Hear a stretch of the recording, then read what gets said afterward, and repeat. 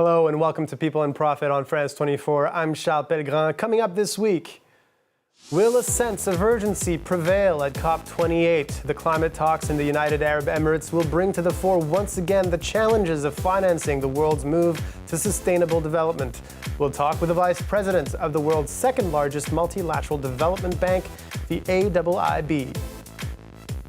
And the mother of all bottlenecks, an El Nino-caused drought is forcing the Panama Canal's authorities to reduce the number of ships that can use the waterway every day, with a ripple effect on global trade.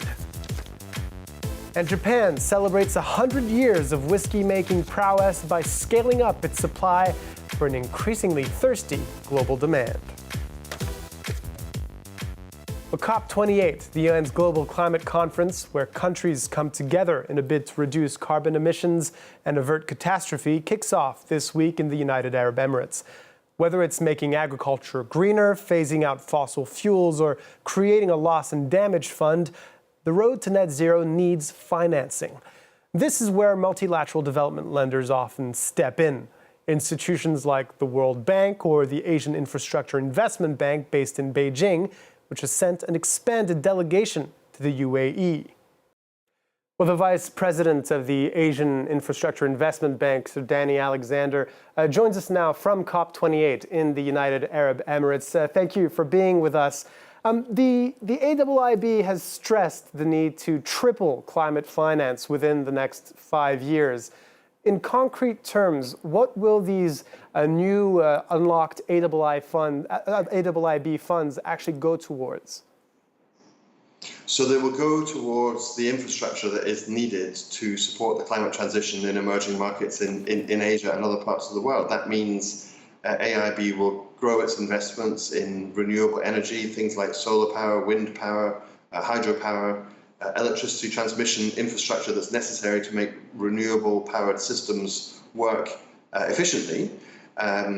Also adapting other sectors such as electric mobility, EVs, urban public transport, subway systems. These are all part of the climate transition. But then the other dimension of it is about climate adaptation and resilience. Every single one of our investments needs to have built into it resilience to everything that climate change can throw at us over the next few decades.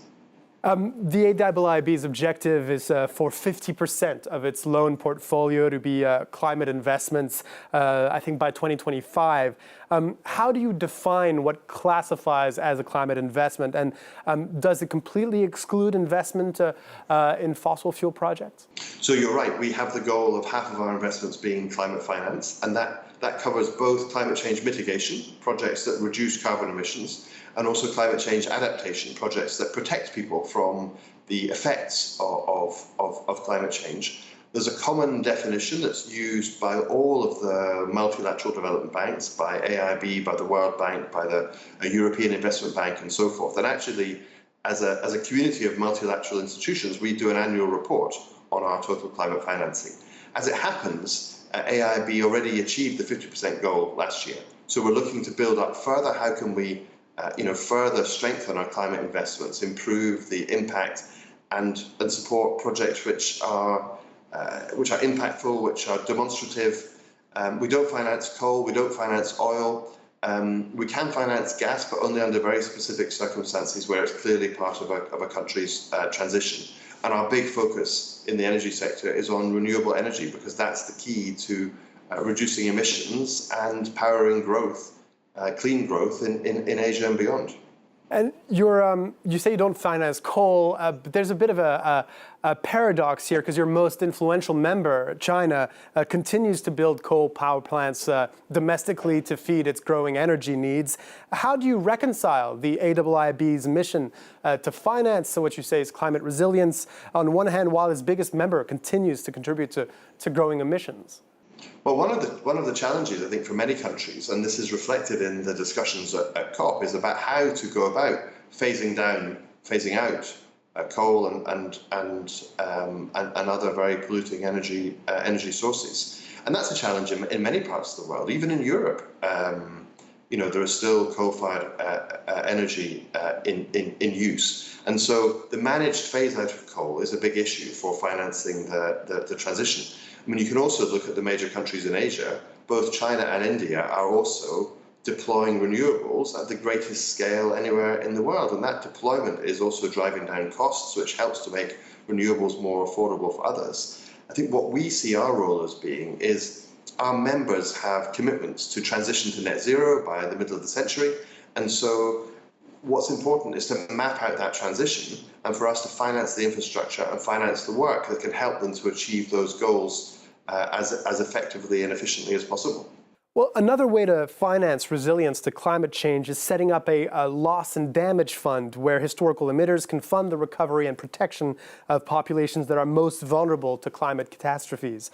A compromise appears to have been reached and a blueprint looks like it will be adopted during this COP, but there are no actual set targets for how much money needs to be dispersed. Why has this process been so complicated? Well, all of these negotiations, when you're trying to set up a new global platform, are incredibly complicated because it also reflects a big political debate about responsibility for climate change, and especially for those many developing countries who have contributed almost nothing to emissions over the years, who are now really at the sharp end of feeling the effects of climate change, sometimes in an existential way. Hopefully the discussion now can move on from can we have a fund and how should it be set up to how is it going to be used to protect people in vulnerable countries. So Denny Alexander, you are the Vice President of the Asian Infrastructure Investment Bank. Thank you so much for speaking with us on France 24.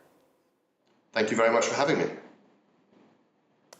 Well, it's perhaps one of the world's most famous shortcuts, the Panama Canal. Every year, over $270 billion worth of goods transit through the waterway, but that figure could be much lower this year. A drought is forcing authorities to reduce the number of daily ship crossings in order to conserve water, leading to a massive container ship traffic jam.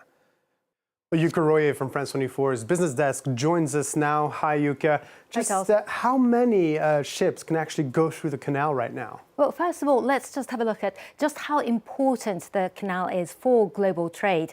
The 82-kilometre waterway connects the Pacific and the Atlantic Oceans, massively reducing sailing time for cargo ships. It serves more than 180 maritime routes and connecting 170 countries and reaching almost 2,000 ports. An estimated 6% of global trade passes through the Panama Canal.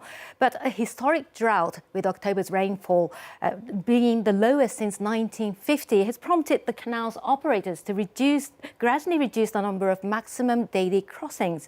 It's limited to 24 today and will drop to 18 by February. That's down 54% from last year's average. And the effect on global trade? Well, dozens of ships are actually currently queuing up to enter the canal, and the waiting time could be as long as 3 months. Now, some have diverted already to longer routes. All this means delays for deliveries of goods ahead of the busiest shopping season and could also affect everything from car parts to food to medical supplies. It's also led to increased shipping costs and could result in price increases on consumer goods. Some in the industry also worry that the current crisis could exacerbate a freight recession caused by higher fuel costs and weaker demand. The United States will be the most affected, as it accounts for more than 70% of cargo traffic passing through the canal. And whether this drought is related to climate change or not, this has really put the global shipping industry and its carbon footprint under the spotlight. Well, Charles, the transport sector is the second largest carbon polluter worldwide, accounting for over a fifth of global CO2 emissions. International shipping alone is responsible for nearly 3% of greenhouse gas emissions. Now, the International Maritime Organization has set the target for reducing carbon-2 emissions per transport work by at least 40% by 2030 and 70% by 2050 relative to 2008. To do this, ship owners are being encouraged to invest more into new technologies such as fossil-free fuels. Yuka Roye, thank you very much. Well, Japanese whiskey is celebrating a milestone this year, the 100th anniversary of market leader Suntory's first distillery in Yamazaki in 1923. Since then, the country has introduced innovations in the market, winning several prestigious awards along the way. Now, with its popularity soaring, the country has become the fourth largest whiskey producer globally, with prestigious brands commanding top dollar. Catherine Viet has more. Japan's Shizuoka region is home to one of the leaders in the country's new wave of craft whiskey makers. Shizuoka Distillery's unique claim to fame: it uses cedar wood from the nearby forest to heat its whiskey still, instead of using gas or coal like its competitors. Founder Taiko Nakamura was inspired to start the distillery after a trip to Scotland in 2016. I could see that this small distillery in the mountainous countryside was selling whiskey globally. And I thought I would also like to make my own whiskey and sell it around the world. As Japan celebrates a century of whiskey making, the industry has rapidly expanded, with more than 100 licensed distilleries in the country, double the number from just a decade ago. And sales, too, have exploded. Between 2011 and 2016, sales of Japanese whiskey increased by nearly 48%. Japan is also the fourth largest whiskey producer globally. Once considered an inferior copycat of Scotch, the surge in popularity can be traced back to around 2008, when Japanese whiskey started to rack up international awards, leading to demand outpacing supply and an equivalent rise in prices. Industry leaders like Suntory and Nikka responded by investing billions to upgrade their distilleries and ramp up production. For drinkers of the new wave of Japanese whiskeys, the proof is in the taste. It has a wine-like, slightly fruity taste after drinking it, so I think it's really delicious and goes down easy. The challenge now is to make sure the newer products live up to the quality of established brands. That's all for this week. You can watch our previous shows on France24.com or listen by searching People and Profit on the podcast platform of your choice. And if you have any questions or comments, feel free to reach out to us on social media. In the meantime, thanks for watching and stay tuned.